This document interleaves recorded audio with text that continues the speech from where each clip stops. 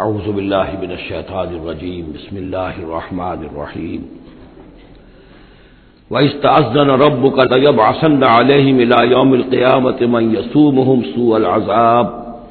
إِنَّ رَبَّكَ لَسَرِيعُ الْعِقَابِ وَإِنَّهُ لَغَفُورٌ رَحِيمٌ صدق اللہ العظیم۔ اس سے پہلے کہ ہم آگے بڑھیں، جو آخری مضمون آیا تھا، جو آیات ہم پڑھ چکے ہیں، ان کے ضمن میں ایک وضاحت ضروری ہے۔ یہ جو ہم نے ابھی دیکھا کہ اس بستی کے لوگ تین حصوں میں منقسم ہو گئے تھے۔ ایک وہ لوگ جو گناہ میں بڑھے جا رہے تھے، ایک وہ کہ جو خود گناہ تو نہیں کر رہے تھے لیکن روک بھی نہیں رہے تھے، اور ایک وہ کہ جو گناہ سے خود بھی مجتنب تھے اور نہی عن المنکر کا فریضہ آخری وقت تک سر انجام دے رہے تھے۔ صراحت کے ساتھ یہاں جو فرمایا گیا کہ ہم نے بچایا کس کو؟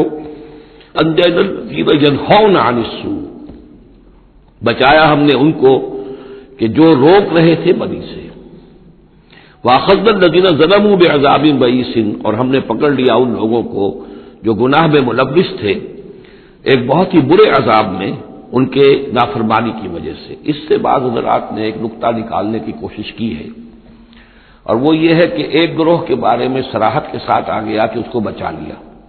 وہ لوگ جو نہی عن المنکر کر رہے تھے۔ ایک گروہ جس کے بارے میں صراحت سے کہا گیا کہ اس پر عذاب آیا، وہ ہے جو گناہ میں ملوث تھے۔ گویا کہ درمیانی گروہ جو ہے اس کے بارے میں یہاں سکوت اختیار کیا گیا ہے۔ ان کو ایک طرح سے امید دلائی جا رہی ہے کہ جو لوگ گناہ سے مجتنب رہیں گے،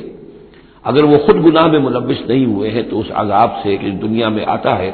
اس سے وہ بچا لیے جائیں گے۔ اور یہ بہت بڑی غلط فہمی ہے۔ یہ ایسی ہی بات ہے جیسے کہ میں نے آپ کو بتایا تھا سورہ مائدہ کے پڑھتے ہوئے کہ جو آیت مبارکہ تھی کہ علیکم انفسکم لا یضرکم من ضل اذا اهتدیتم، تو حضرت ابوبکر رضی اللہ تعالیٰ عنہ کو خطبہ ارشاد فرمانا پڑا کہ لوگوں تم اس آیت سے بالکل غلط نتیجہ نکال رہے ہو۔ اس کا یہ مطلب نہیں ہے کہ دعوت اور تبلیغ اور امر بالمعروف اور نہی عن المنکر تمہاری ذمہ داری نہیں ہے، بلکہ مطلب یہ ہے کہ تم اپنا سب کچھ کر لو، زور لگا لو سمجھانے کا، امر بالمعروف کا، نہی عن المنکر کا، پھر بھی اگر کچھ لوگ اڑے رہے کفر پر اور گناہ پر تو پھر تم پر کوئی وبال نہیں ہے۔ اصل مفہوم یہ ہے، لیکن اس سے انسان جو ہے چاہتا ہے ذمہ داری سے فرار، تو اس کے لیے جہاں کہیں بھی اسے بہانہ ملتا ہے اس قسم کے وہ نقطے تراشتا ہے۔ یہاں یہ سمجھ لیجئے کہ اصل میں نہی عن المنکر نہ کرنا بھی تو جرم ہے۔ فَأَخَذْنَا الَّذِينَ ظَلَمُوا، جو لوگ ظلم کر رہے تھے، ایک دوہرا ظلم کر رہے تھے کہ گناہ میں ملوث بھی تھے، اور دوسرے وہ لوگ تھے کہ جو اگرچہ ملوث نہیں تھے لیکن یہ کہ وہ روک نہیں رہے تھے۔ نہ روکنے کا جرم جو ہے یہ تو موجود ہے۔ اگر نہی عن المنکر فرض ہے، اگر یہ ذمہ داری ہے، تو نہ روکنا جو ہے یہ خود اپنی جگہ پر ایک جرم ہے۔ اس کے لیے میں آپ کو اصل میں ایک حدیث سنا دینا چاہتا ہوں، جو حدیث اس معاملے میں میں سمجھتا ہوں کہ آخری اور نص قطعی کی حیثیت رکھتی ہے۔ اور یہ حدیث جو ہے مولانا اشرف علی تھانوی رحمۃ اللہ علیہ نے خطبات جمعہ جو مرتب کیے ہیں ان میں اس حدیث کو شامل کیا ہے، اور یہ حدیث قدسی ہے۔ اوحى اللہ عز وجل الی جبرائیل علیہ الصلوۃ والسلام ان اقلب مدینہ کذا وکذا باہلھا، اللہ تعالیٰ نے وحی کی حضرت جبرائیل کو کہ فلاں فلاں شہروں کو تلپٹ کر دو، الٹ دو، جیسے کہ عمورہ اور صدوم کے شہروں کے بارے میں حکم آیا۔ قال فقال، حضور فرماتے ہیں اس پر حضرت جبرائیل نے عرض کیا بارگاہ خداوندی میں، رب یا رب ان فیھا عبدک فلانا لم یمسک طرفۃ عین، پروردگار اس میں تو تیرا فلاں بندہ بھی ہے جس نے کبھی پلک جھپکنے جتنی دیر بھی معصیت میں نہیں گزاری، گناہ سے اتنا پاک صاف، نگاہ کا ادھر سے ادھر ہو جانا، اتنا وقت بھی کبھی معصیت میں صرف نہیں کیا، تو کیا اس پر بھی الٹ دوں؟ قال فقال، حضور نے فرمایا، اس پر اللہ تعالیٰ نے ارشاد فرمایا اقلبھا علیہ وعلیہم، الٹو اس بستی کو، پہلے اس پر پھر دوسروں پر۔ وجہ کیا ہے؟ فإن وجہہ لم یتبعر فی ساعۃ قط، اس کے چہرے کا رنگ میری غیرت کی وجہ سے کبھی متغیر نہیں ہوا۔ یہ خود تو گناہ سے بچا رہا لیکن گناہ پھیلتے رہے، شریعت کی دھجیاں بکھرتی رہیں، اللہ تعالیٰ کے احکام کا مذاق اڑایا جاتا رہا، اور یہ اپنے دھندے میں لگا رہا، کاروبار میں لگا رہا، یا اپنے نوافل میں لگا رہا، مراقبوں میں لگا رہا، ذکر اذکار میں لگا رہا، تو یہ دوسروں سے بڑھ کر مجرم ہے۔ اقلبھا علیہ وعلیہم، الٹو اس بستی کو، پہلے اس پر پھر دوسروں پر۔ فإن وجهه لم يتبعر فيه ساعة قط۔ اور دوسرے یہ کہ قرآن مجید میں سورہ انفال اب بہت قریب آ گئی ہے، اب پڑھیں گے جلد ہی، وہ آیت مبارکہ بھی نص قطعی ہے قرآن کے حوالے سے، یہ تو حدیث کے حوالے سے ہوئی۔ قرآن مجید میں فرمایا گیا واتقوا فتنة لا تصيبن الذين ظلموا منكم خاصة۔ اس دنیا میں جب کوئی اجتماعی سزا آتی ہے، کسی قوم کے اندر بحثیت مجموعی جب منکرات پھیل جائیں، تو جب سزا آتی ہے تو پھر وہ صرف جو گناہ گار ہیں انہی کو اپنی لپیٹ میں نہیں لیتی، بلکہ وہ لوگ جو بچے ہوئے تھے وہ بھی لپیٹ میں آ جاتے ہیں۔ ہاں امید جو دلائی گئی ہے یہاں سے وہ یہ ہے کہ جو امر بالمعروف و نہی عن المنکر کی آخری حد تک، آخری وقت تک کوشش کرتے رہے ہوں، اللہ تعالیٰ ان کو بچا لے گا۔ اب آگے چلیے وَإِسْتَأْذَنَ رَبُّكَ، اور یاد کرو جب کہ آپ کے رب نے یہ اعلان کر دیا لَيَبْعَثَنَّ عَلَيْهِمْ، وہ لازماً اٹھاتا رہے گا ان پر، مسلط کرتا رہے گا ان پر اِلَى يَوْمِ الْقِيَامَةِ، قیامت کے دن تک ایسے لوگوں کو مَن يَسُومُهُمْ سُوءَ الْعَذَابِ، جو انہیں بدترین عذاب کے اندر مبتلا کرتے رہیں گے۔ ان ربک لسریع العقاب، یقیناً آپ کا رب سزا دینے میں بہت جلدی کرتا ہے۔ وانہ لغفور الرحیم، اور یقیناً وہ غفور بھی ہے رحیم بھی ہے۔ اللہ کی تو یہ دونوں شانیں ہیں، وہ عزیز ذو انتقام بھی ہے، سریع العقاب بھی ہے، لیکن وہ غفور الرحیم بھی ہے۔ اب یہ آپ کا طرز عمل ہے کہ آپ اپنے آپ کو اس کی کس شان کا مستحق بناتے ہیں۔ اس آیت میں واقعہ یہ ہے کہ جس قانون کا ذکر ہو رہا ہے اللہ تعالیٰ کی طرف سے اس فیصلے کا، وہ ہماری نگاہوں کے سامنے ان کی پوری تاریخ، اس لیے کہ اس کے بعد آ رہا ہے وَقَطَّعْنَاهُمْ فِي الْأَرْضِ أُمَمًا، ہم نے انہیں زمین کے اندر منتشر کر دیا، فرقوں کے اندر اور قوموں کے اندر۔ یہ ڈایاسپورا جو ہے ان کا، جو سن 70 سے شروع ہوا ہے، سن 70 عیسوی میں جو رومن جنرل تھا ٹائٹس، اس نے سیکنڈ ٹیمپل کی جو حضرت عزیر علیہ السلام کے زمانے میں پھر دوبارہ ہیکل تعمیر ہوا تھا، اس کو شہید کیا۔ 1,33,000 یہودیوں کو ایک دن میں قتل کیا یروشلم میں، اور یہاں سے یہودیوں کو نکال باہر کیا، فلسطین سے نکال دیے گئے، تم اب فلسطین میں نہیں رہ سکتے۔ وہاں سے ان کا ڈایاسپورا شروع ہوا ہے، کوئی کہیں چلا گیا، کوئی کہیں چلا گیا، کوئی روس میں چلا گیا، کوئی یورپ میں چلا گیا، کوئی ہندوستان میں آ گیا، کوئی مصر میں آباد ہو گیا، کوئی اور دور دراز کے علاقوں میں۔ پھر جب یہ امریکہ دریافت ہوا ہے تو یہ امریکہ بھی چلے گئے، وہاں بھی جا کر آباد ہو گئے۔ تو یہ ان کا ڈایاسپورا کا پیریڈ ہے کہ جس میں یہ گویا کہ منتشر کر دیے گئے پوری زمین کے اندر، ان کی کوئی ایک جمعیت کہیں نہیں رہی، اور ہر جگہ ان سے نفرت تھی، شدید نفرت۔ بلکہ ان کے اوپر واقعہ یہ کہ یورپ میں تو بڑا ان کے اوپر ظلم بھی ہوتا تھا، جس طرح چاہتے تھے ان کو وہاں کے عیسائی جو ہیں، جیسا کہ میں بتا چکا ہوں کہ ان کو معلوم تھا کہ یہ جو جن کو ہم خدا مانتے ہیں حضرت عیسیٰ علیہ السلام، ان کو سولی پر چڑھوایا انہوں نے، اور انہوں نے کفر کیا، اور وہ حضرت مسیح علیہ السلام کی شان میں گستاخی کرتے ہیں، حضرت مریم کی شان میں گستاخی کرتے ہیں، تہمتیں لگاتے ہیں، لہذا وہ ان کے درمیان دشمنی رہی۔ اور اس کی آخری مثال اس صدی میں، یعنی دور کی تاریخ تو شاید ہمیں معلوم ہو کہ شاید فیری ٹیلز ہیں، یہ کوئی کہانیاں ہیں جو ہم سن رہے ہیں، اس صدی میں جو ہوا ہٹلر کے ہاتھوں 6 ملین 60 لاکھ یہودی ختم کیے اس نے۔ پورا مشرقی یورپ کا یہودی جو ہے کھینچ کھینچ کر وہاں سے پکڑ پکڑ کر، جہاں تک ہٹلر کی حکومت بنی تھی، جہاں تک اس کی جو گئے تھے فتوحات کا دائرہ، وہاں سے یہودیوں کو کھینچ کھینچ کر کنسنٹریشن کیمپ میں لایا گیا۔ پھر خاص مشینیں ایجاد کی گئی، خاص جو ہیں اس کے لیے ایسے بنائے گئے کہ ان کے لیے اب اتنے لوگوں کو قتل کریں گے تو دفن کہاں کریں، کیا کریں، how to dispose of the dead bodies. تو اسپیشل پلانٹ بنائے گئے کہ ایک بڑے سے ہال میں داخل ہو رہے ہیں، وہاں سارے کپڑے اتروا لیے تاکہ یہ کپڑے بھی استعمال ہوں بعد میں۔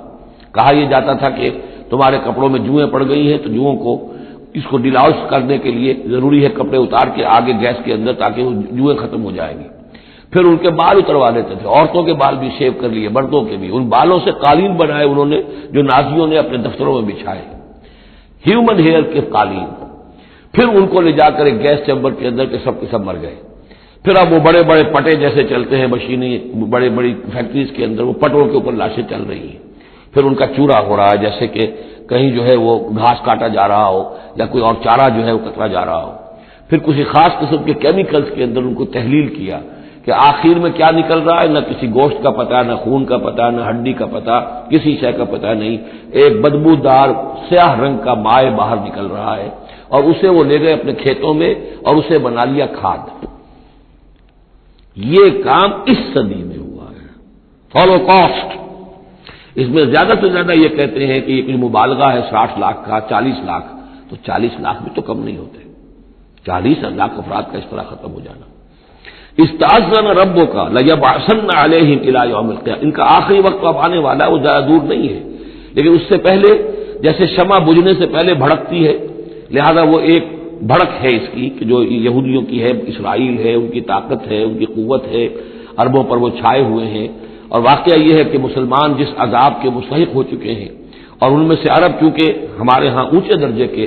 اس اعتبار سے امت کے اندر ان کا مقام اونچا درجے کا ہے کہ حضور عرب تھے، انہی کی زبان میں اللہ کی کتاب ہے،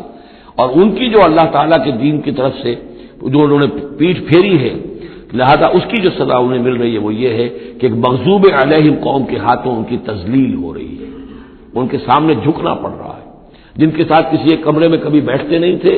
اب ان کے ساتھ گفت و شنید جو ہے اور ان کے ساتھ بغلگیر ہونے کی نوبت جو ہے وہ آئی ہے. اور ابھی جو کچھ ہونا ہے وہ خیر دوسری بات ہے، میں اس وقت میں نہیں جانا چاہتا. وہ آخری وقت بھی آئے گا کہ پھر جو ہے حضرت مسیح علیہ السلام بھی نازل ہوں گے، اور وہی چونکہ ان کی طرف رسول تھے، رسول اللہ بنی اسرائیل. تو آخری وہ عذاب ہلاکت کہ جو باقی 6 قوموں کا تو آ چکا. حضرت نوح علیہ السلام، حضرت نوح کے سامنے بیٹا جو ہے وہ غرق ہوا کہ نہیں ہوا، حضرت ہود، حضرت صالح، ان سب کے سامنے جو ہے ان کی قومیں ہلاک ہوئیں. تو اب حضرت مسیح کو اٹھا لیا گیا تھا، وہی آئیں گے اور انہی کے ہاتھوں یہ اپنے کیفر کردار کو پہنچیں گے اور ان کا ایک ایک بچہ ختم ہوگا. لیکن اس سے پہلے ان کے ہاتھوں مسلمانوں پر اللہ کے عذاب کے بڑے کوڑے برسیں گے. To add insult to injury کہ ایک یہودی قوم کے ہاتھوں، مغضوب علیہم قوم کے ہاتھوں پٹائی ہوگی، اور جو ہو رہی ہے. لیکن یہ کہ ابھی شدید تر صورت میں اس کا شروع ہونے والا ہے معاملہ. کوئی دنوں کی بات ہے کہ مسجد اقصی شہید کر دی جائے گی، اور پھر ایک طوفان جو ہے مڈل ایسٹ میں شروع ہو جائے گا. وَإِسْتَأْذَنَ رَبُّكَ لَيَبْعَثَنَّ عَلَيْهِمْ إِلَىٰ يَوْمِ الْقِيَامَةِ مَن يَسُومُهُمْ سُوءَ الْعَذَابِ. یاد کرو جبکہ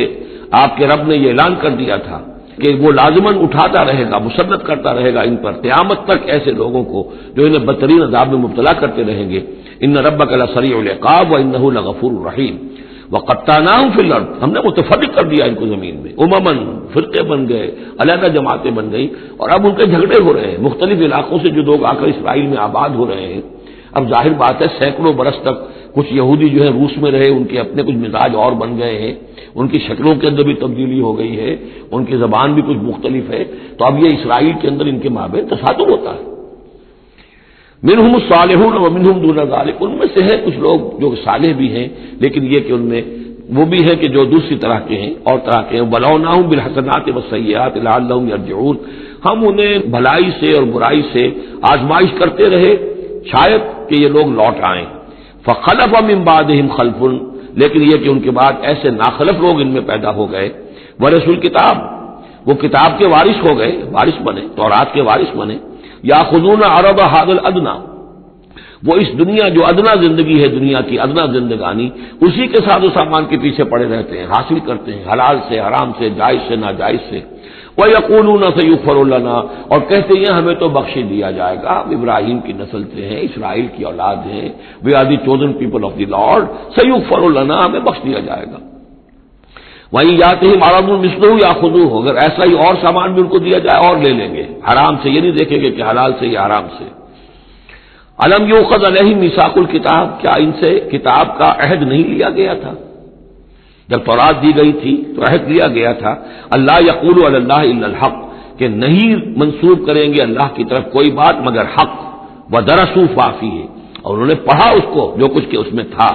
والدار الآخرۃ خیر للذین یتقون، اور یقیناً آخرت کا گھر، پچھلا گھر تو بہتر ہے انہی لوگوں کے لیے جنہوں نے تقوی کی روش اختیار کی. فلا تعقلون، تو کیا تم عقل سے کام نہیں لیتے؟ والذین یمسکون بالکتاب واقاموا الصلاۃ، اور رہے وہ لوگ کہ جو کتاب کو مضبوطی کے ساتھ جنہوں نے تھاما، تمسک کیا کتاب کے ساتھ، اور اقاموا الصلاۃ، نماز قائم کی. انا لا نضيع اجر المصلحین، ایسے مصلحین کا اجر ہم ضائع نہیں کریں گے. بات ہے کہ کوئی نہ کوئی لوگ تو ان کے اندر اچھے رہے، آخری وقت تک بھی رہے. وَإِذْ نَتَقْنَا الْجَبَلَ فَوْقَهُمْ، اور یاد کرو جب کہ ہم نے پہاڑ کو ان کے اوپر اٹھا دیا تھا. كَأَنَّهُ ذُلَّةٌ، ایسے ہو گیا تھا جیسے سائبان ہو. وَظَنُّوا أَنَّهُ وَاقِعٌ بِهِمْ، اور انہیں یقین ہو گیا تھا کہ ابھی ہم پر گرا کہ گرا. خُذُوا مَا آتَيْنَاكُمْ بِقُوَّةٍ، اور ہم نے اس وقت کہا تھا کہ تھامو اس کو مضبوطی کے ساتھ جو ہم نے تمہیں دیا ہے، اس کتاب کو مضبوطی سے تھامو. اس کو پوری قوت کے ساتھ اپنی اس کا تمسک کرو، وَاذْكُرُوا مَا فِيهِ لَعَلَّكُمْ تَتَّقُونَ، اور جو کچھ اس میں ہے اس کو یاد رکھو، مستحضر رکھو، تاکہ تم بچتے رہو اور تمہارے اندر تقویٰ کی روش پیدا ہو جائے۔ اب جو یہ بقیہ حصہ ہے 3 رکوع اس سورہ مبارکہ کے، اس میں بعض بڑے اہم مضامین آ رہے ہیں دین کے فلسفے کے اعتبار سے۔ وَإِذْ أَخَذَ رَبُّكَ مِن بَنِي آدَمَ مِن ظُهُورِهِمْ ذُرِّيَّتَهُمْ،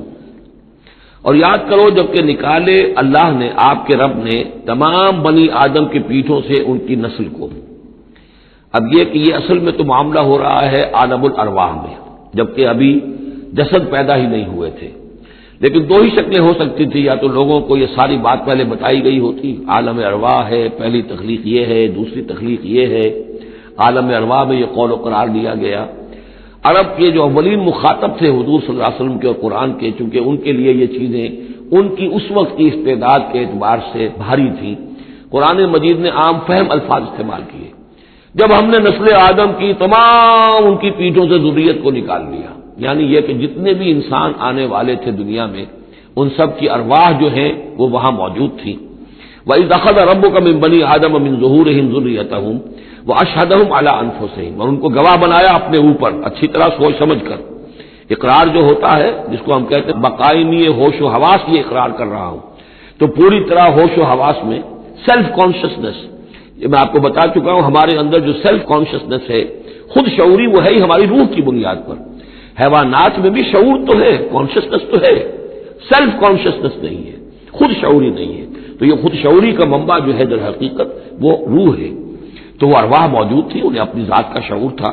اشہدہم علی انفسہم، انہیں اپنی ذات کے اوپر خود گواہ بنا کر پھر سوال کیا، الست بربکم، کیا میں تمہارا رب نہیں ہوں، تمہارا مالک، تمہارا آقا؟ قالوا بلا، وہ کہیں گے کیوں نہیں، شہیدنا، ہم اس پر اقرار کرتے ہیں، ہم گواہ ہیں۔ اب یہاں نوٹ کیجئے، جیسے کہ اس سے پہلے آیا تھا سورہ مائدہ میں کہ اہل کتاب تمہارے پاس ہمارا بشیر اور نذیر آ گیا، مبادا تم یہ کہو کہ ہمارے پاس کوئی بشیر اور نذیر نہیں آیا، وہ گویا کہ اتمام حجت تھی اہل کتاب پر۔ سورہ انعام میں آ چکا ہے کہ مبادا تم یہ کہو کہ کتابیں تو دی گئی تھی ہم سے پہلے 2 گروہوں کو، ہم تو جانتے نہیں تھے، عبرانی زبان کی کتاب نہیں پڑھتے تھے، وہ اتمام حجت تھا بنی اسماعیل پر کہ اب تمہارے اندر ہم نے اپنا ایک رسول بھیج دیا صلی اللہ علیہ وسلم، یہ کتاب آ گئی ہے۔ اب تم یہ نہیں کہہ سکتے کہ وہ تو ہم سے پہلے 2 گروہوں پر نازل کی گئی تھی، ہاں اگر ہم پر کہیں نازل کی گئی ہوتی تو ہم ان دونوں سے بڑھ کر بہت زیادہ جو ہے اس سے فائدہ اٹھاتے اور حق پر ہوتے۔ اب یہ جو گواہی ہے یہ آ رہی ہے پوری نوع انسانی، جس کے حوالے سے میں نے آپ کو بتایا تھا کہ وہ عہد کہ جو ہر روح انسانی اللہ کے ساتھ کر کے آئی ہے، کوئی نبی نہ آتا، کوئی کتاب نہ آتی، تب بھی یہ عہد بنیاد ہے مواخذہ اخروی کی، محاسبہ، accountability, the grand accountability of the day of judgement, اس کا بیسس جو ہے وہ یہ ہے، بنیادی بات یہ ہے، بنیادی حجت یہ ہے۔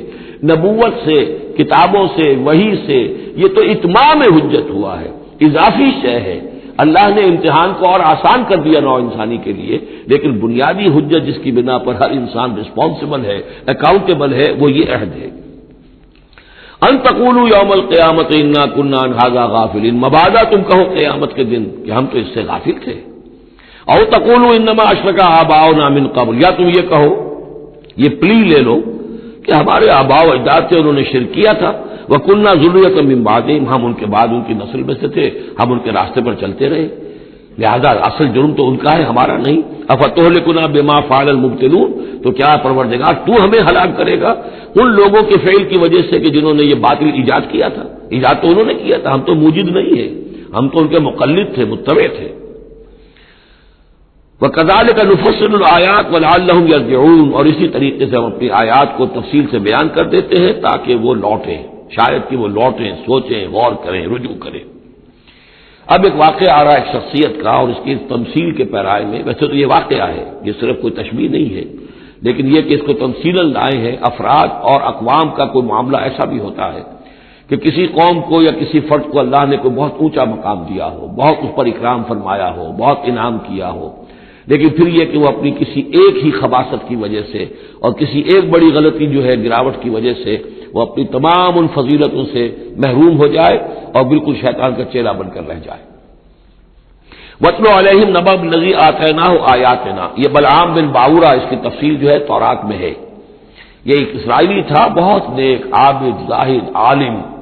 تورات کا بہت بڑا عالم، عابد اور زاہد، اور لوگ جو ہے اس کی بہت عزت کرتے تھے، احترام کرتے تھے، اور یہ اللہ میں سے تھا۔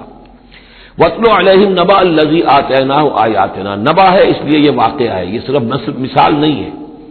ان کو سنائیے خبر اس شخص کی جس کو ہم نے اپنی آیات عطا کی تھی۔ اس سے میں یہ مفہوم لیتا ہوں کہ صاحب کرامت بزرگ تھا، یعنی جو آیات جو ہے یہاں پر خاص طور پر کرامت کے لیے آ رہا ہے۔ فَانْسَلَخَ مِنْهَا، وہ اس میں سے نکل بھاگا۔ فَأَتْبَعَهُ الشَّيْطَانُ، تو شیطان اس کے پیچھے لگ گیا۔ یہاں بھی ایک نقطہ بہت اہم ہے، پہلے انسان خود غلطی کرتا ہے، شیطان مجبور نہیں کر سکتا کسی کو غلطی پر۔ ان عبادی لیس لک علیہم سلطان، کوئی اختیار کسی بندے پر شیطان کو حاصل نہیں ہے۔ غلطی خود کرے گا، اب شیطان جو ہے اس کا پیچھا کرے گا، اور اب اس کو، جس کو ہم کہتے ہیں ہمارے پنجاب میں یہ کہا جاتا ہے برے کو گھر تک پہنچا کے رہنا، کہ اب یہ کہ اسے کہیں راستے میں چھوڑے گا نہیں، بلکہ برائی کی آخری منزل تک پہنچائے گا۔ وَاتْلُ عَلَيْهِمْ نَبَأَ الَّذِي آتَيْنَاهُ آيَاتِنَا فَانْسَلَخَ مِنْهَا فَأَتْبَعَهُ الشَّيْطَانُ فَكَانَ مِنَ الْغَاوِينَ، تو وہ ہو گیا گمراہوں میں۔ وَلَوْ شِئْنَا لَرَفَعْنَاهُ بِهَا، ہم چاہتے تو اسے ان آیات اور جو بھی اس کے پاس علم تھا اس کے ذریعے سے ہم اسے اور بلند کرتے اور اونچا مقام دیتے۔ وَلَكِنَّهُ أَخْلَدَ إِلَى الْأَرْضِ، مگر وہ تو زمین کی طرف دھستا چلا گیا۔ یہ زمین کی طرف دھسنا کیا ہے؟ ایک ہمارا جسد ہے، یہ حیوانی جسد، یہ زمین سے آیا ہے۔ منہا خلقناکم، اور اس کے تقاضے ہیں۔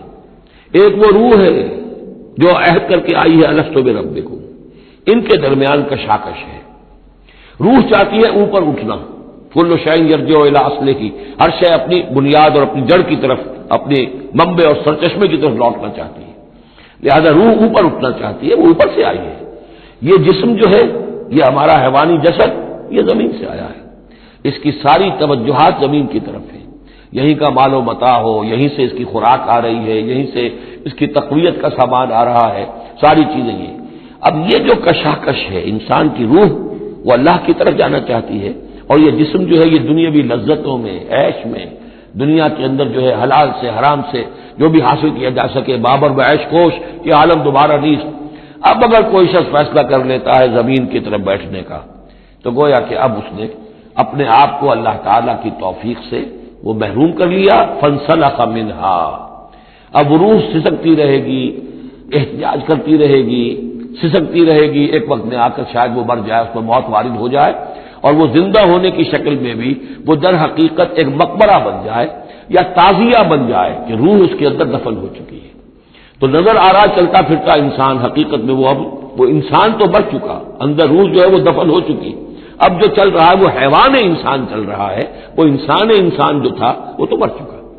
تو یہ ہے وَلَكِنَّهُ أَخْلَدَ إِلَى الْأَرْضِ، زمینی خواہشات، زمینی آرزوئیں، یہ نچلے درجے کی صفری قسم کی خواہشات، صفری آرزوئیں اور امنگیں۔ وَاتَّبَعَ هَوَاهُ، اور اس نے پیروی کی اپنی خواہشات کی۔ فَمَثَلُهُ كَمَثَلِ الْكَلْبِ، تو اس کی مثال کتے کی سی ہے۔ إِن تَحْمِلْ عَلَيْهِ يَلْهَثْ أَوْ تَتْرُكْهُ يَلْهَثْ، وہ ہر وقت ہی ہانپتا رہتا ہے، کوئی اس کے اوپر بوجھ رکھیے تب بھی ہانپے گا، اور ویسے بھی وہ اس کی زبان باہر نکلی ہوتی ہے، ہانپتا رہتا ہے۔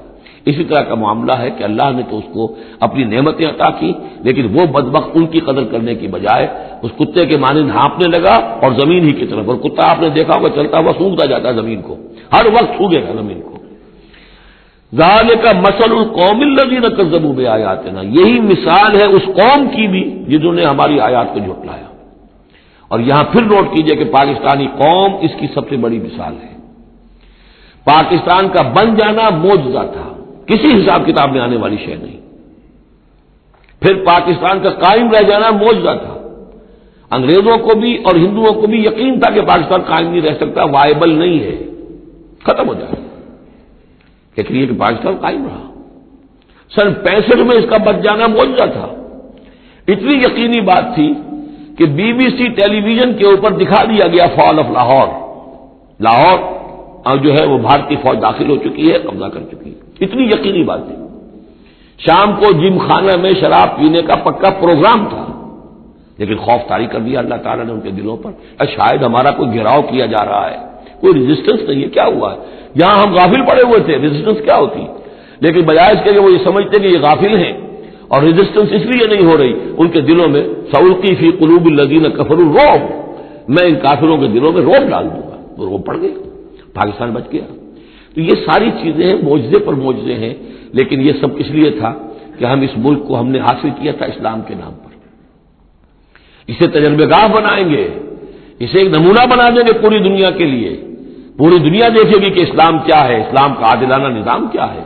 قائد اعظم نے کہا تھا ہم اس لیے پاکستان چاہتے ہیں کہ ہم عہد حاضر میں اسلام کے اصول حریت و اخوت و مساوات کا نمونہ دنیا کے سامنے پیش کریں، وہ کہاں ہے؟ فانسلخ منھا،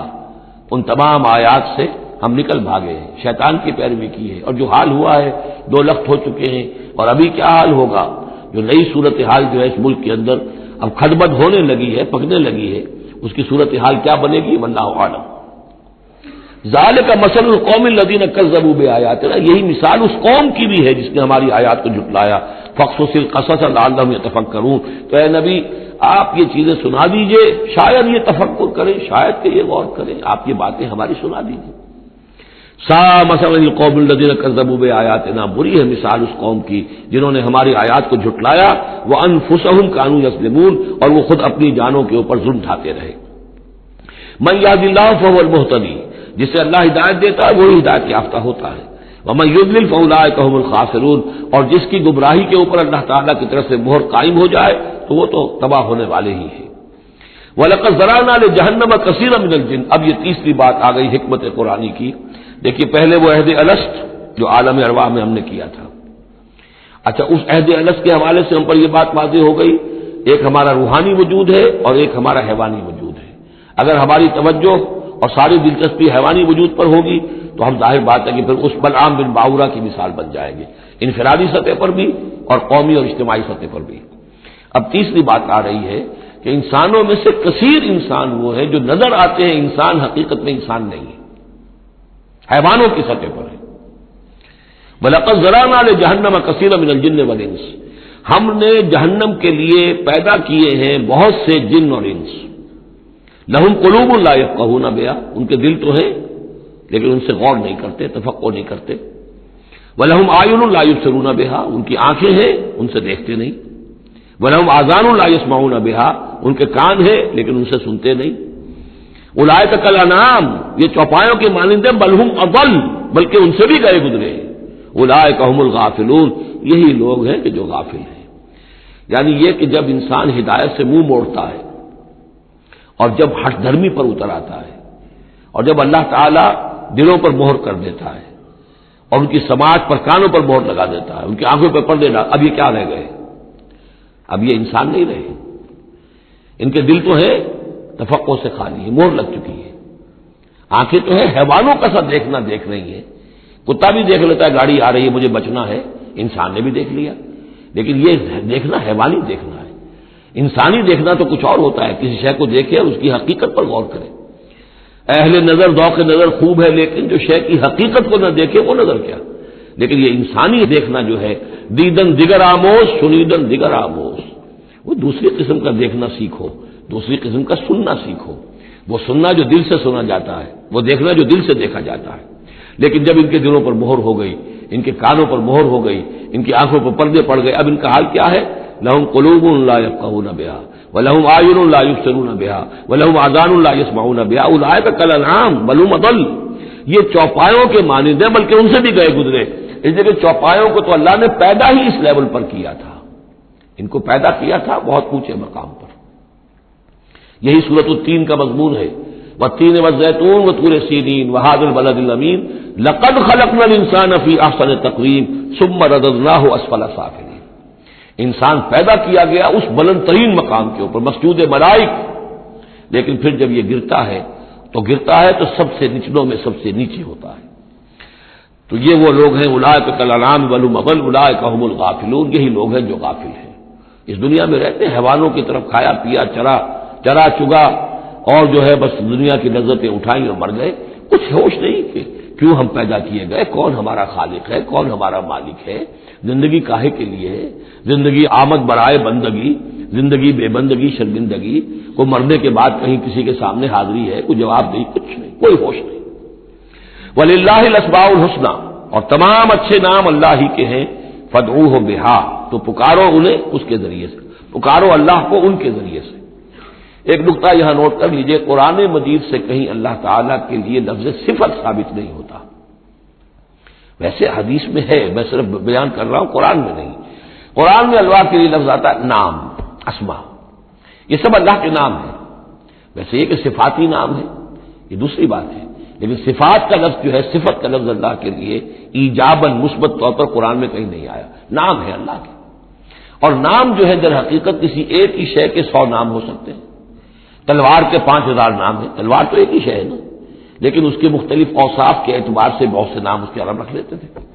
تو اللہ تعالیٰ کے نام ہیں، ان ناموں میں سے کچھ قرآن میں بھی آئے ہیں، کچھ ایک حدیث ہے حضرت ابو ہریرہ سے رضی اللہ تعالیٰ عنہ، جس میں کہ حضور نے 99 نام گنوائے ہیں کہ اللہ کے یہ 99 نام ہیں، اور ان کے ذریعے سے تو اللہ سے دعا کی جائے تو اس کے ناموں کے حوالے سے، اللہ تعالیٰ کے ناموں کے، فادعوہ بہا، اللہ تعالیٰ کو پکارا کرو اس کے ناموں کے حوالے سے، یا ستار ہو، یا غفار ہو، یا کریم ہو، یا علیم ہو، یہ اس طریقے سے اللہ تعالیٰ کے جو نام ہیں، تو یا اللہ ہو، ظاہر بات ہے کہ اللہ جو ہے وہ بھی اللہ کا سب سے بڑا نام، سب سے اہم نام ہے، اس حوالے سے اس کو پکارو، دعا کرو اس کے ناموں کے حوالے سے۔ وَذَرُوا الَّذِينَ يُلْحِدُونَ فِي أَسْمَائِهِ، اور چھوڑ دو، دفع کرو ان لوگوں کو کہ جو اس کے ناموں میں کجی نکالتے ہیں۔ لحد کہتے ہیں ٹیڑھ کو،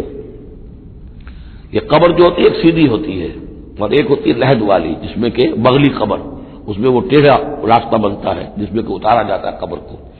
تو اسماء الہی میں لحد الحاد جو ہے تو یہ ہے کہ ان کا غلط استعمال کیا جائے، انہی ناموں کے حوالے سے ان کے مراقبے کر کے ان کے اندر تاثیرات ہیں، اس میں کوئی شک نہیں، لیکن ان کے غلط استعمالات جو ہیں وہ درست نہیں ہیں۔ اللہ تعالیٰ کے ذکر کے لیے، اللہ سے خود اپنی دعا کے لیے ان کو ذریعہ بنایا جائے، لیکن ان کو لوگوں کے لیے نقصان پہنچانے کا ذریعہ بنانا یہ گویا کہ الحاد ہو جائے گا، غلط استعمال۔ اور دوسرے یہ کہ بعض اللہ تعالیٰ کے نام جو ہیں وہ جوڑوں کی شکل میں ہیں، ان میں ایک ہی کے حوالے سے پکارنا وہ بھی الحاد ہو جائے گا۔ المعز المذل،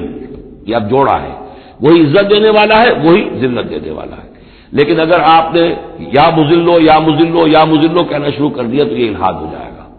اے ذلیل کرنے والے، اے ذلیل کرنے والے، اے ذلیل کرنے والے، جہاں دونوں لفظ آنے چاہیے، یا معز ہو یا مذل ہو، اے وہ کہ جو عزت دینے والا ہے اور اے وہ کہ جو ذلیل کرتا ہے۔ یہ دونوں نام جو ہے الرافع والخافض، ایک وہ ہے کہ جو اٹھانے والا ہے، اونچا کرنے والا ہے اور نیچے گرانے والا ہے، وہ الخافض بھی ہے، الرافع بھی ہے، المعز بھی ہے، المذل بھی ہے، المحیی بھی ہے، الممیت بھی ہے، زندہ رکھنے والا بھی ہے، موت وارد کرنے والا بھی ہے۔ تو یہ جو جوڑوں کے نام ہیں ان کو ساتھ ساتھ ہی ہمیشہ رکھنا چاہیے۔ وَذَرُوا الَّذِينَ يُلْحِدُونَ فِي أَسْمَائِهِ سَيُجْزَوْنَ مَا كَانُوا يَعْمَلُونَ، القریب وہ بدلہ پائیں گے اپنے اعمال کا۔ وَمِمَّنْ خَلَقْنَا أُمَّةٌ يَهْدُونَ بِالْحَقِّ وَبِهِ يَعْدِلُونَ، اور جو انسان ہم نے پیدا کیے ہیں ان میں یقیناً ہر دور میں کچھ لوگ رہے ہیں، ایسی جماعتیں رہی ہیں، اور جیسے کہ حضور نے ضمانت دی ہے کہ میری امت میں ایک طبقہ، ایک جماعت، ایک گروہ ضرور، لا تزال فی امتی طائفۃ قائمین علی الحق، حق پر قائم رہے گی۔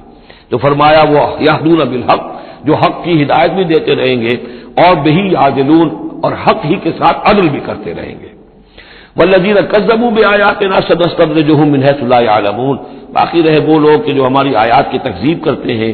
تم رفتہ رفتہ سہج سہج ان کو لے آئیں گے وہاں سے جہاں انہیں پتہ بھی نہیں ہوگا۔ استدراج اسے کہتے ہیں کہ ایک شخص کفر کے راستے میں بڑھتا جا رہا ہے، لیکن اس کی کامیابیاں دنیا میں بڑھتی جا رہی ہیں، وہ اور بڑھ رہا ہے اور بڑھ رہا ہے، وہ سمجھ رہا ہے اللہ کا فضل ہو رہا ہے مجھ پر، حالانکہ اصل میں اللہ تعالیٰ نے اس کی رسی دراز کی ہے تاکہ اور گناہ جو اس نے کمانے ہیں وہ کما لے۔ اس کو استدراج کہتے ہیں، اور یہ بہت بڑا فتنہ ہے۔ بسا اوقات ایک انسان غلط راستے پر چل رہا ہے، لیکن وہ اس استدراج کی وجہ سے یہ سمجھ بیٹھتا میں صحیح راستے پر ہوں، تبھی تو اللہ کی رحمت آ رہی ہے، تبھی تو مجھے کامیابی مل رہی ہے، قدم قدم پر جو ہے کامیابی میری قدم بوسی کر رہی ہے۔ نہیں، یہ استدراج ہے۔ والذین کذبوا بآیاتنا سنستدرجهم من حیث لا یعلمون، ہم آہستہ آہستہ انہیں پکڑ لیں گے جہاں سے انہیں پتہ بھی نہیں ہوگا۔ واملی لهم، آپ ان کو ڈھیل دیں گے، ان کیدی متین، میری چال بہت مضبوط ہے۔ جب وہ مچھلی جو ہے کانٹا اس کی حلق میں اب پھنس چکا ہے، اب اس کی ڈور جو ہے آپ ڈھیل کرتے رہیے، کوئی حل نہیں، ان قیدی متین، کہیں جانے والی نہیں ہے۔ اولم یتفکروا، کیا یہ لوگ تفکر نہیں کرتے، غور و فکر نہیں کرتے؟ ما بصاحبہم من جنہ، ان کے جو ساتھی ہیں یعنی محمد صلی اللہ علیہ وسلم، انہیں کوئی جنون نہیں ہے، کوئی جن ان پر نہیں آ گیا ہے۔ یہ بھی وہی انداز ہے سرچنگ کوسچن، ذرا غور کرو، کبھی تم نے سوچا ہے، کہہ تو دیتے ہو تم، کبھی سوچا ہے یہ محمد صلی اللہ علیہ وسلم جو تمہاری نگاہوں کے سامنے ہے، ان کی سیرت، ان کا کردار، ان کی شخصیت، ان کی طہارت، ان کی صفائی، نظافت، یہ چیزیں ایسی ہیں کہ جن کے بارے میں کوئی شخص یہ کہہ سکے کہ ان پر کوئی جن آ گیا ہے یا ان کا کوئی دماغی توازن ٹھیک نہیں رہا۔ ما بصاحبہم من جنہ، کوئی ان کو جنون نہیں ہے، کوئی جن ان کے اوپر نہیں آ گیا، ان هو الا نذیر مبین، نہیں ہے یہ مگر ایک واضح طور پر خبردار کر دینے والے۔ اولم ينظروا فی ملکوت السماوات والارض وما خلق اللہ من شیء، اور کیا یہ لوگ غور و فکر نہیں کرتے آسمانوں اور زمین کی سلطنت میں اور جو اللہ تعالیٰ نے چیزیں بنائی ہیں، وان عسى ان يكون قد اقترب اجلهم، اور کیا انہیں یہ گمان نہیں ہے ہو سکتا ہے کہ ان کی مہلت ختم ہوا چاہتی ہو، ان کی اجل، لیکن لامت اجل، ہر قوم کے لیے ایک اجل معین ہے، تو تم کیسے نہ چنت ہو گئے ہو سکتا ہے کہ تمہاری وہ اجل اب قریب آ چکی ہو۔ ان یکون قد اقترب اجلهم فبأي حدیث بعدہ یؤمنون، تو اب اس کے بعد اور کس شے پر، کس بات پر یہ ایمان لائیں گے؟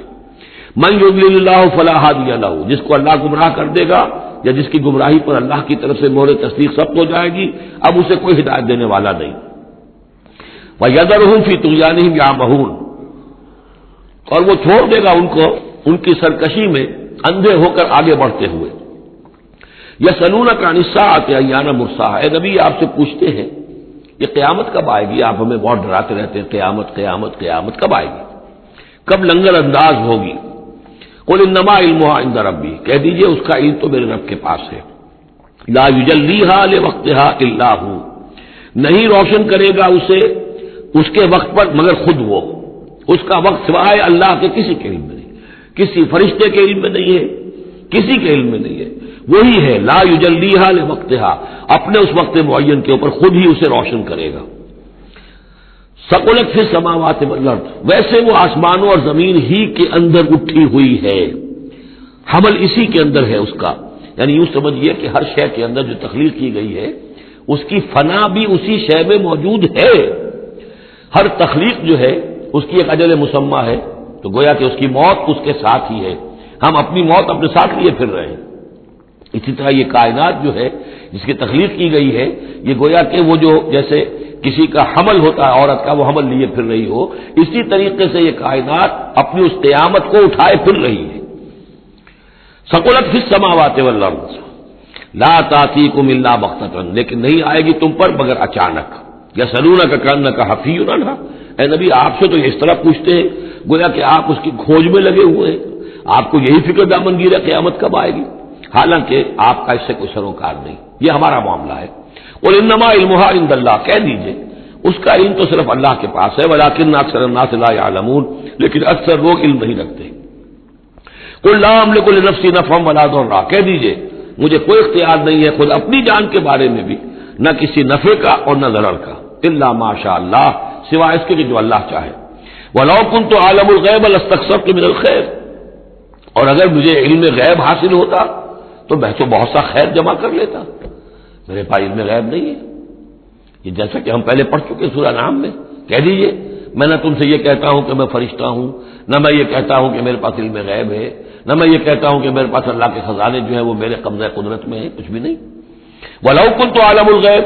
اگر غیب کا علم میرے پاس ہوتا لَاسْتَكْثَرْتُ مِنَ الْخَيْرِ، تو میں نے بہت سا خیر جمع کر لیا ہوتا۔ وَمَا مَسَّنِيَ السُّوءُ، اور مجھے کوئی تکلیف آتی ہی نہ۔ ان انا الا نذیر وبشیر لقوم یؤمنون،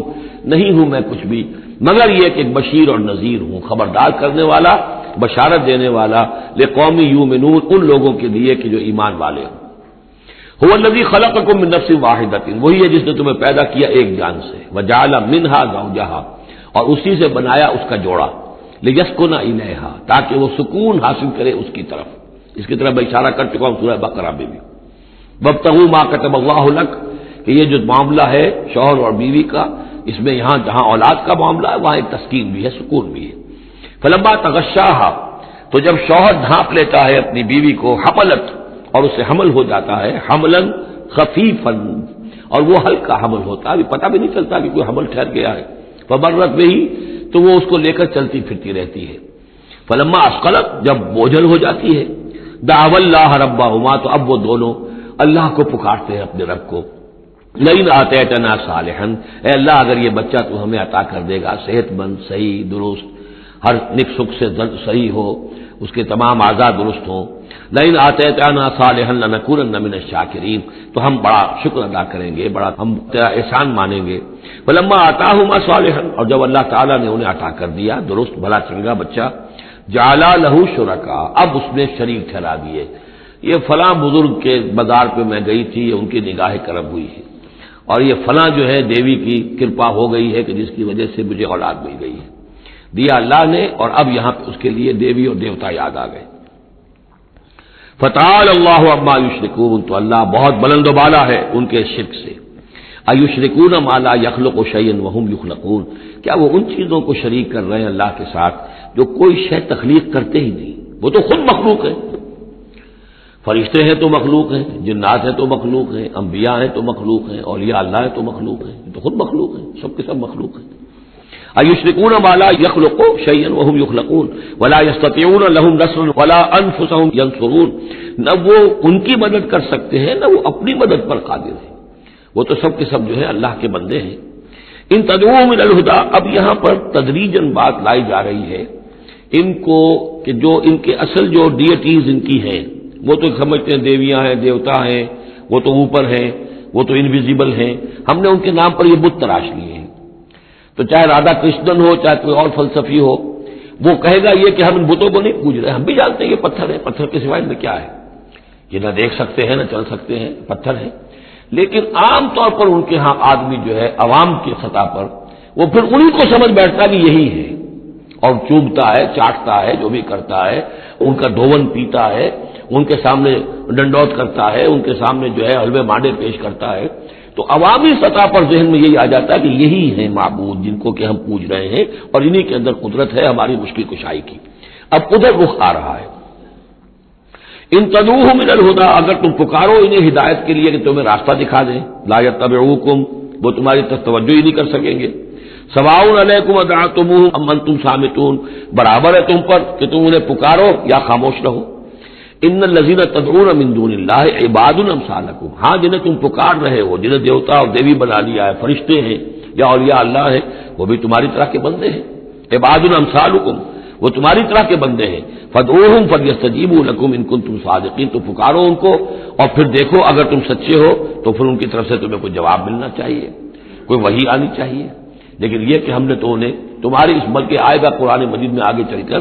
کہ وہ کہیں گے کہ ہم تو غافل تھے، ہمیں تو پتہ نہیں تھا کہ تم ہمیں پکارتے رہے، ہمیں ہماری دعائی دیتے رہے اور ہم سے مانگتے رہے،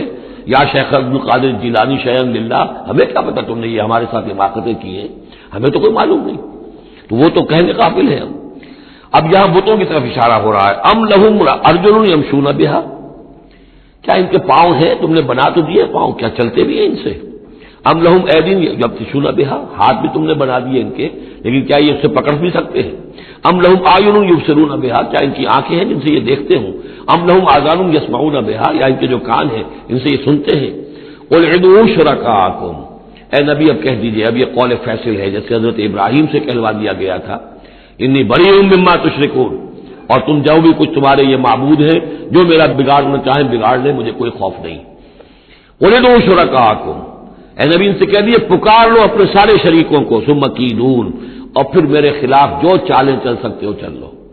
جو بھی اقدام کر سکتے ہو کر لو.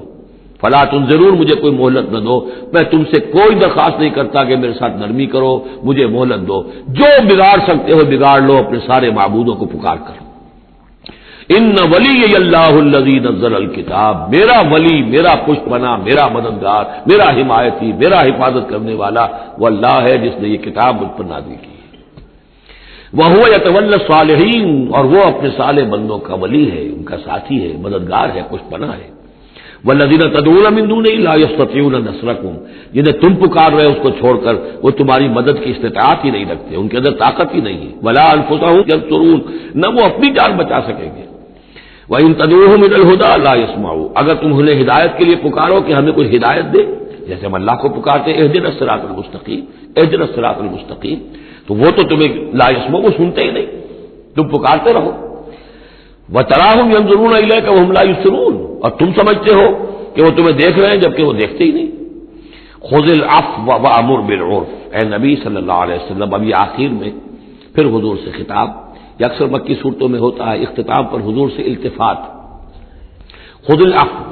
اے نبی عفو کو، درگزر کو تھام لیجئے، یعنی آپ ان سے زیادہ بحث میں، ان سے زیادہ کسی تلخی میں، کسی اس طرح کے معاملے میں الجھیے نہیں، معاف کیجئے، چھوڑیے ان کو، دفع کیجئے۔ خذ العفو وامر بالمعروف، اور بھلی بات کا حکم دیتے رہیے، جو بھی اچھی بات ہے اس کی طرف دعوت دیتے رہیے، آپ کا کام ہے دعوت دینا۔ وَأَعْرِضْ عَنِ الْجَاهِلِينَ، اور جو آپ سے الجھنا چاہیں ان سے اعراض کیجئے، خام خواہ، جیسے کہ آگے آئے گا سورہ فرقان میں، وَإِذَا خَاطَبَهُمُ الْجَاهِلُونَ قَالُوا سَلَامًا، جب جاہل الجھنا چاہتے ہیں ان عباد الرحمان سے، وہ کہتے ہیں سلام، ہم آپ سے لا نبتغی الجاہلین، ہم جاہلوں کے سر نہیں لگنا چاہتے، منہ نہیں آنا چاہتے۔ تو فرمایا آپ یہ تین الفاظ آئے ہیں، خذ العفو، یہ ایک داعی کے لیے بڑی بنیادی چیزیں ہیں، معاف کرتے رہنا، درگزر کرتے رہنا، وامر بالعرف، اور بھلی بات کا، اچھی بات کا حکم دیتے رہنا، وَأَعْرِضْ عَنِ الْجَاهِلِينَ، اور جو الجھنا چاہیں، جاہل ہو، جو جذباتی لوگ ہیں، مشتعل مزاج ہیں، ان سے اعراض۔ وَإِمَّا يَنزَغَنَّكَ مِنَ الشَّيْطَانِ نَزْغٌ، اور اگر کبھی کوئی چھوٹ لگ ہی جائے آپ کو شیطان کی طرف سے، نزع کھینچ لینا، نزع مس کر جانا، چھو جانا، چھوت،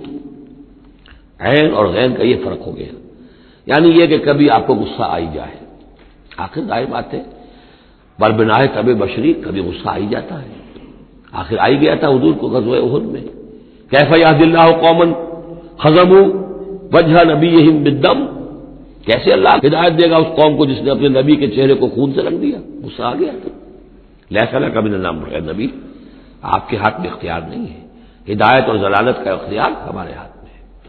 اسی طریقے سے اے نبی اگر کبھی غصہ آ جائے، فرمایا وَإِمَّا يَنزَغَنَّكَ مِنَ الشَّيْطَانِ نَزْغٌ فَاسْتَعِذْ بِاللَّهِ، فوراً اللہ کی پناہ طلب کرو، إِنَّهُ سَمِيعٌ عَلِيمٌ، اور یہ پھر آگے چل کر حامیم السجدہ میں بھی یہ آیت آئے گی، إِنَّهُ هُوَ السَّمِيعُ الْعَلِيمُ، یقیناً وہی ہے سب کچھ سننے والا اور سب کچھ جاننے والا۔ إِنَّ الَّذِينَ اتَّقَوْا إِذَا مَسَّهُمْ طَائِفٌ مِّنَ الشَّيْطَانِ تَذَكَّرُوا، اور یہی روش ہے تقوی والوں کی، جن لوگوں کے اندر تقوی ہوتا ہے، جب ان پر کوئی گزر ہو جاتا ہے شیطان کے کسی سائے کا، اذا مسہم طائف من الشیطان، شیطان کا کوئی ان کے اوپر گزر ہو گیا، تو سایہ پڑ گیا، تذکروا، فوراً وہ چوکنے ہو جاتے ہیں، فوراً ہوش میں آ جاتے ہیں کہ یہ کیا ہوا، ہم پر کچھ اثر پڑ گیا تھا، کچھ عارضی طور پر کچھ غفلت سے طاری ہو گئی تھی، جیسے کہ خود حضور فرماتے ہیں صلی اللہ علیہ وسلم، انہ لیغان علی قلبی، میرے دل پر بھی کبھی کبھی حجاب سا آ جاتا ہے، وَإِنِّي لَأَسْتَغْفِرُ اللَّهَ 70 مرة فی کل یوم، اور میں روزانہ 70 مرتبہ اللہ سے استغفار کرتا ہوں۔ لیکن یہ سمجھ لیجئے کہ ہمارے دل کے اوپر حجاب وہ بہت اور شے ہے، اور حضور کے قلب مبارک پر حجاب،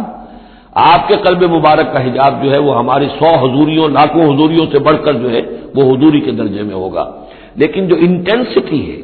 جو تعلق مع اللہ کی انٹینسٹی ہے، اس میں ذرا سی کمی بھی آ گئی ہے، تو اس سے حضور نے تعبیر کیا کہ میرے بھی دل پر کبھی کبھی حجاب آ جاتا ہے، انہ لیغان علی قلبی، انٹینسٹی تو کم ہو گئی نا، یہ بجلی جس پاور کی ہے ذرا سی کم ہو جائے گی تو ایک دفعہ تو آپ کو محسوس ہوگا اندھیرا ہو گیا، حالانکہ بجلی ہے، روشنی ہے، اندھیرا نہیں ہوا ہے، لیکن اس کی پاور کم ہوئی ہے۔ تو فرمایا کہ انہ لیغان علی قلبی وانی لاستغفر اللہ 70 مرة فی کل یوم۔ ان الذین اتقوا اذا مسهم طائف من الشیطان تذکروا، تو فوراً وہ چوکنے ہو جاتے ہیں، یاد کرتے ہیں، فاذا هم مبصرون، اور ان کی آنکھیں کھل جاتی ہیں، انہیں حقائق نظر آنے لگتے ہیں، وقتی سا جو سایہ پڑ گیا تھا اس سے وہ فوراً نکل آتے ہیں۔ واخوانهم یمدونهم، باقی جو شیطانوں کے بھائی ہیں انہیں شیطان گھسیٹ کر لے جاتے ہیں، فی الغی، وہ اس کجی کے اندر وہ گھسیٹتے ہوئے دور تک پہنچاتے ہیں، جیسے بلعم بن باورہ کو پہنچایا کہ اسے آخری حد تک پہنچا کر دم لیا۔ تو شیطانوں کا جو ولی ہوگا پھر شیطان کا تو اس کے اوپر زور چلے گا، لیکن جو اللہ کے بندے ہیں ان پر تو شیطان کا اختیار ہے ہی نہیں، وہ تو یہ کہ جیسے ہی ذرا سا ان کے اوپر کوئی اثر پڑا بھی، وہ سایہ سا آیا بھی تو فوراً چونک گئے اور اللہ کی طرف متوجہ ہو گئے۔ ثم لا یخسرون، پھر وہ کمی نہیں کرتے، اسے آخری منزل جو ہے گمراہی کی وہاں تک پہنچا کر رہتے ہیں۔ وَإِذَا لَمْ تَأْتِهِمْ بِآیَةٍ، اب دیکھیے یہ عمود ان دونوں صورتوں کا، خاص طور پر انعام کا، آیت لاؤ، نشانی لاؤ، معجزہ دکھاؤ، نبوت منوانا چاہتے ہو، رسالت منوانا چاہتے ہو تو دکھاؤ معجزہ، حصی معجزہ، جیسے موسیٰ کو ملے، جیسے عیسیٰ کو ملے، وغیرہ وغیرہ۔ اب اس کو سم اپ کر رہے ہیں، وَإِذَا لَمْ تَأْتِهِمْ بِآيَةٍ، اے نبی جب آپ ان کے پاس کوئی معجزہ نہیں لائے، قالوا، انہوں نے کہا لولا اجتبیتہا، کیوں نہیں کوئی چن کر لے آتے، کہیں سے چھانٹ کر لے آتے، تو تمہارا دعویٰ یہ ہے تم اللہ کے رسول ہو، محبوب ہو، تو کیا وجہ ہے، کیوں رہ گئے، کس وجہ سے؟ لولا اجتبیتہا، کہیں سے کوئی چھانٹی کر کے، کہیں سے کوشش کر کے لے آتے۔ قل انما اتبع ما یوحی الی، اس زمن میں ایک واقعہ میں نے پڑھا تھا، یہ تفسیر کبیر میں، امام راضی کی تفسیر میں، کہ حضور کے ایک پھپھی زاد بھائی تھے، اگرچہ وہ ایمان نہیں لائے تھے، لیکن حضور سے ہمدردی رکھتے تھے، ساتھ رہتے تھے، تعاون کرتے تھے، جہاں کہیں حضور جاتے تھے، دل میں نرمی تھی ان کے، اور امید تھی حضور کو کہ ایمان لے آئیں گے۔ لیکن جب آخری معاملہ یہ ہوا کہ جو سرداران قریش تھے، انہوں نے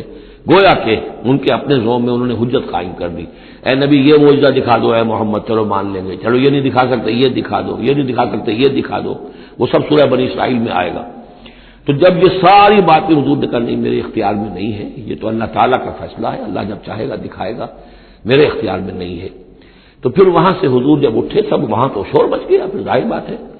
کہ وہ تو تالی پٹ گئی ہوگی کہ بس رہ گئے ان کی، اب تو یہ تو ہمارے جو عوام ہے انہوں نے کہا ہوگا کہ ہمارے سردار تو جیت گئے، اس لیے کہ یہ تو ناکام رہ گئے، انہوں نے تو آخری درجے میں کہہ دیا یہ نہیں دکھا سکتے یہ دکھا دو، یہ نہیں دکھا سکتے یہ دکھا دو، یہ معجزہ نہیں تو یہ دکھا دو، یہ نہیں تو یہ دکھا دو، کوئی بھی نہیں دکھا سکتے۔ تو اس کے بعد جب حضور کے ساتھ وہاں سے حضور دل گرفتہ ہو کر اٹھے اور آئے تو ساتھ وہ پھوپھی زاد بھائی بھی تھا، اس نے کہا کہ محمد آج تو آپ کی قوم نے آپ پر حجت قائم کر دی ہے، اب میں آپ کا ساتھ نہیں دے سکتا۔ یعنی یہ ہے کہ جو اثر پڑتا تھا لوگوں کے اوپر کہ اب تو حجت آپ پر قائم ہے، تو جس کو میں نے کہا تھا سورہ انعام کا وہ مقام کہ ان کان کبر علیک اعراضهم فإن استطعت فتبتغي نفقا في الارض او سلما في السماء فتأتيهم بآية، اے نبی اگر آپ پر بہت بھاری گزر رہا ہے، شاق گزر رہا ہے ان کا اعراض، تو اگر آپ میں طاقت ہے تو کہیں زمین میں سرنگ لگا لیجئے، کہیں آسمان پر سیڑھی لگا لیجئے، اور کہیں سے جہاں سے آپ لا سکتے ہو لے آئیے، ہم نہیں دکھائیں گے۔ تو واقعہ یہ ہے کہ انسان اس کو اپنے اوپر طاری کرے، اس صورتحال میں ویژولائز کرے اپنے آپ کو، تو کس قدر ضیق میں اس وقت محمد رسول اللہ صلی اللہ علیہ وسلم کی شخصیت آ چکی تھی۔ وَإِذَا لَمْ تَأْتِهِمْ بِآيَةٍ، اور جب آپ نہیں لائے ان کے پاس کوئی نشانی، قَالُوا لَوْلَا اجْتَبَيْتَهَا، کیوں نہیں لے آئے کہیں سے؟ قُلْ إِنَّمَا أَتَّبِعُ مَا يُوحَىٰ إِلَيَّ، کہہ دیجئے میری حیثیت تو صرف یہ ہے کہ میں پیروی کر رہا ہوں اس کی کہ جو میری طرف وحی کی جا رہی ہے، اس سے بڑا میں نے دعویٰ نہیں کیا، نہ خدائی کا، نہ کوئی علم غیب کا دعویٰ کیا، نہ میں نے یہ کہا کہ اللہ کے خزانے میرے دستے تصرف میں ہیں، میں نے کوئی دعویٰ نہیں کیا۔ ھذا بصائر من ربکم، اور یہ تمہارے رب کی طرف سے بصیرت افروز باتیں ہیں جو میں تمہارے سامنے پیش کر رہا ہوں، میں خود پیروی کر رہا ہوں اس کی اور تمہارے سامنے پیش کر رہا ہوں۔ وہدی ورحمۃ لقوم یؤمنون، اور یہ ہدایت ہے اور رحمت ہے ان لوگوں کے حق میں جو ایمان لانے والے ہیں۔ وَإِذَا قُرِئَ الْقُرْآنُ فَاسْتَمِعُوا لَهُ وَأَنصِتُوا، اور جب قرآن پڑھا جا رہا ہو تو تم اسے پوری توجہ سے سنا کرو۔ سمع یسمع کے معنی سننا، اور استمع یستمع پوری توجہ کے ساتھ، ارتکاز توجہ کے ساتھ سننا، کان لگا کر، کان دھر کر سننا۔ وانصتوا، اور خود خاموش رہا کرو۔ اسی آیت کو دلیل بناتے ہیں وہ حضرات جو یہ سمجھتے ہیں کہ امام کے پیچھے جہری قرات میں پڑھنا نہیں چاہیے، اس لیے کہ ظاہر بات ہے کہ جب امام پڑھ رہا ہے تو آپ کو پوری توجہ سے امام کی قرات کو سننا چاہیے، خود پڑھنے کی طرف توجہ کریں گے تو پھر اس کے سننے کی طرف توجہ جو ہے وہ نہیں رہے گی۔ اور یہاں خاص حکم بھی ہے انصتوا، خود خاموش رہو، لعلکم ترحمون، تاکہ تم پر رحم کیا جائے۔ واذکر ربک فی نفسک تضرعا وخیفا ودون الجہر من القول بالغدو والآصال، اور اپنے رب کو یاد کرتے رہا کرو اپنے جی ہی جی میں، تضرعا عاجزی کرتے ہوئے، گڑ گڑاتے ہوئے۔ اس عاجزی اور گڑ گڑانے کی انتہا ہے وہ دعا جو میں نے نقل کی ہے، جو مسلمانوں پر قرآن مجید کے حقوق کے نام سے میرا کتاب چاہے اس کے آخر میں مقام عبدیت، اللہم انی عبدک وابن عبدک وابن امتک فی قبضتک ناصیتی بیدک ماض فی حکمک عدل فی قضاؤک، اے اللہ میں تیرا بندہ ہوں، غلام ہوں، میرا باپ بھی تیرا بندہ اور غلام تھا، میری ماں تیری ادنا کنیز تھی، میں تیرے قبضہ قدرت میں ہوں، میرے پورے وجود میں تیرا ہی حکم جاری و ساری ہے، اور تو جو بھی میرے بارے میں فیصلہ کرے عدل فی قضاؤک، وہ یقیناً حق پر اور عدل پر مبنی ہے۔ یہ عاجزی۔ اسألوک بکل اسم هو لک، میں تجھ سے درخواست کر رہا ہوں تیرے ہر نام کے حوالے سے تیرا ہے، علمتہ احد من خلقک، جو تو نے کسی اپنی مخلوق کو سکھایا، او انزلتہ فی کتابک، یا اپنا نام تو نے اپنی کسی کتاب میں نازل فرمایا، اب استاثرت بہ فی مکنون الغیب عندک، یا اپنے اس نام کو تو نے اپنے پاس ہی غیب میں ہی کہیں چھپا کر رکھا ہوا ہے، خزانہ بنایا ہوا ہے۔ میں ان تمام ناموں کے حوالوں سے کے حوالے سے واسطے سے آپ سے درخواست کرتا ہوں ان تجعل القرآن ربیع قلبی ونور صدری وجلاء حزنی وذہاب ہمی وغمی، قرآن کو میرے سینے کا نور بنا دے، میرے دل کا سرور بنا دے، میرے تفکرات کا ازالے کا ذریعہ بنا دے، میرے غموں کا اور تفکرات اور جو بھی پریشانیاں ہیں ان کے ازالے کا ذریعہ بنا دے۔ یہ ہے دعا محمد رسول اللہ کی۔ اب خاص طور پر چونکہ آیت پہلے آ گئی تھی وَإِذَا قُرِئَ الْقُرْآنُ فَاسْتَمِعُوا لَهُ وَأَنصِتُوا، تو اسی کے حوالے سے یہ دعا جو ہے یہ خاص طور پر جو ہے مسلمانوں پر قرآن مجید کے حقوق اور کیا عظمت قرآن کی ہے کہ اللہ تعالیٰ سے جو سوال کر رہے ہیں حضور کہ قرآن کو التجعل القرآن ربیع قلبی ونور صدری، میرے سینے کا نور، میرے دل کی بہار بنا دے۔ وَاذْكُرْ رَبَّكَ فِي نَفْسِكَ تَضَرُّعًا وَخِيفَةً، اور یاد کرتے رہا کرو اپنے رب کو اپنے جی میں گڑ گڑاتے ہوئے عاجزی کے ساتھ، اور خیفہ خوف کے ساتھ، دون الجہر من القول، اور بلند آواز سے نہیں پست آواز سے۔ لیکن یہ ضرور ہے کہ آدمی دعا مانگے تو ایسے مانگے کہ خود سن لے۔ اس میں یہ ہوتا ہے کہ ایک تو دعا وہ مانگ رہا ہے، ایک اس کی سماعت بھی اس دعا سے استفادہ کرتی ہے۔ نماز میں بھی اگر اکیلا انسان نماز پڑھ رہا ہو تنہا، تو جو رکعتیں ہیں چاہے سری بھی ہوں ان کو ایسا ضرور پڑھے کہ جیسے خود وہ سن رہا ہے، اس حد تک جو ہے تاکہ وہ نماز میں جو پڑھ رہا ہے اس کے ساتھ اس کی سماعت بھی اس سے مستفید اور مستنیر ہوتی چلی جائے۔ بالغدو والآصال، اور یہ آپ ذکر کرتے رہے اللہ کا اپنے جی میں عاجزی کے ساتھ اور خوف کے ساتھ، اور یہ کہ زیادہ بلند آواز سے نہیں بلکہ پست آواز سے، صبح کے وقت بھی اور شام کے اوقات میں بھی۔ جیسے میں نے توجہ دلائی تھی سورہ نام کے شروع میں، نور ہمیشہ قرآن میں واحد آئے گا، ظلمات ہمیشہ جمع، اسی طرح غدو یہ ہمیشہ ایک، اور آصال اصیل کی جمع ہے یعنی شام کے اوقات، اور اس میں اشارہ ہے کہ صبح کی نماز ایک ہی ہے جو اللہ تعالیٰ نے فرض رکھی ہے۔ اور جیسے ہی لدلوک الشمس الی غسق اللیل،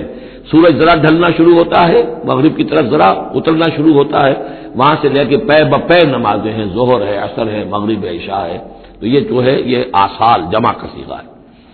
بالغدو والآصال، غدو والآصال، ولا تکن من الغافلین، اور غافلوں میں سے نہ ہو جائیے۔ ان الذین عند ربک، یقیناً وہ بزرگ ہستیاں، وہ ملائکہ مقربین، وہ ملائے اعلیٰ جو اپنے رب کے پاس ہیں، مقربین ہیں، قریب ترین ہیں، وہ جس کے بارے میں امیر خسرو نے کہا ہے کہ خدا خود میر محفل بود اندر لامکاں خسرو، محمد شمع محفل بود شب جائے کہ من بودم۔ ایک لامکاں کی محفل وہ بھی ہے جہاں کا میر مجلس اللہ ہے اور جہاں فرشتے ہیں، ملائکہ مقربین ہیں، اور محمد رسول اللہ روح محمدی وہاں گویا کہ چراغ اور شمع کی حیثیت سے ہے۔ تو ان الذین عند ربک لا یستکبرون عن عبادتہ، وہ جو اس کے قریب ترین ہیں وہ بھی اس کی عبادت سے استکبار نہیں کرتے، استکبار کی بنیاد پر عبادت سے دستکش نہیں ہوتے۔ وَيُسَبِّحُونَهُ، اور اس کی تسبیح کرتے رہتے ہیں، وہ لہو یسجدون، اور اس کے لیے سجدے کرتے رہتے ہیں۔ بارک اللہ لی ولکم فی القرآن العظیم ونفعنی وإیاکم بالآیات والذکر الحکیم۔